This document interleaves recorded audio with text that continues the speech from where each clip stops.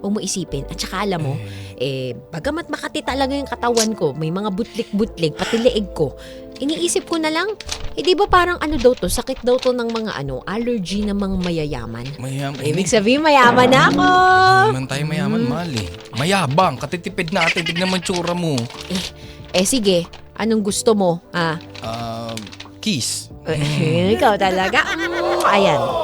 Ayoko yan. Gusto ko yung 5 minutes na walang mali siya. 5 minutes? Sige Ikaw na. talaga.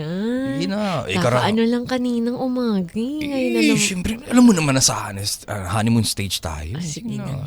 Pwede? Pabepe muna ako. Sige nga, bigit mo yung mata mo.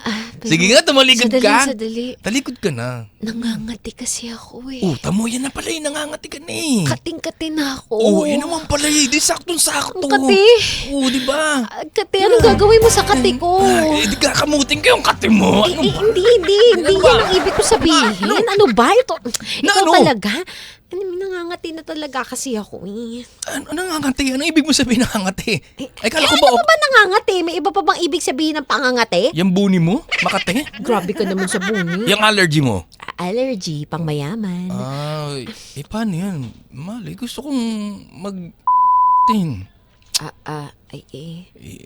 Sige na nga. Pwede. Pero, quickie lang ha. Quickie lang? Sige. Sige. Ayan na. Sobrang quickie. Ayan na.